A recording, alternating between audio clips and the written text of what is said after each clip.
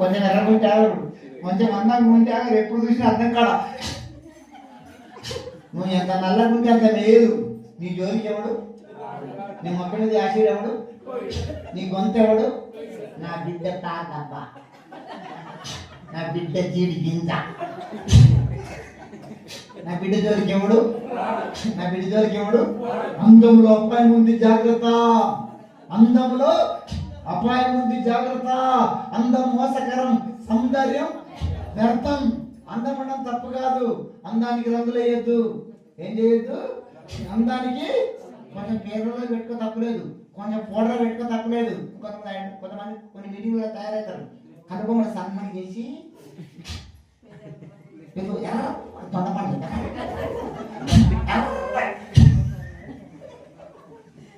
దేవునికి స్తోత్రం. మనుషుల ప్రేమలో స్వార్థం ఉంది కానీ నా యేసయ్య ప్రేమలో స్వార్థం ఉందమ్మా. మనిషి ప్రేమ నీ మొక్క మీద యాసిడ్కి వస్తుంది. మనిషి ప్రేమ నీ ఎంటబడి నీ గొంతుకు వస్తుంది. నా యేసయ్య ప్రేమ నీ కోసం, నా కోసం ప్రాణం పెట్టిన ప్రేమ. అందరూ ప్రేమలు మారిపోతాయి. నా యేసయ్య ప్రేమ చెప్పండమ్మా. నీ భర్త ప్రేమ, నీ కొడుకు ప్రేమ, నీ బిడ్డ ప్రేమ, అత్త ప్రేమ, విశ్వాస ప్రేమలు, దైవసేవకుని ప్రేమ, నా యేసయ్య ప్రేమ మాత్రమే. అందుకనే కొత్త ప్రేమించుకొని పెళ్లి చేసుకున్నారంట.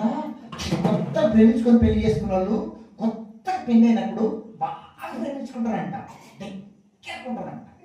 వాళ్ళిద్దరు మళ్ళీ గాలి కూడా వాళ్ళంట.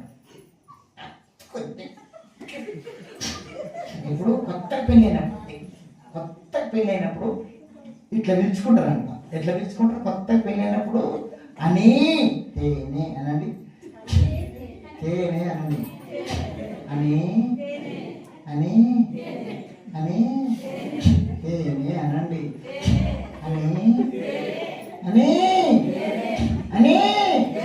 నేనేం తక్కువ ఏమండి, ఏమండి, ఏమండి అని అని.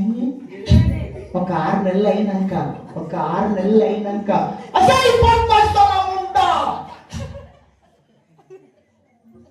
భర్త ప్రేమ మారలే చెప్పడమా? భర్త ప్రేమ మారలే.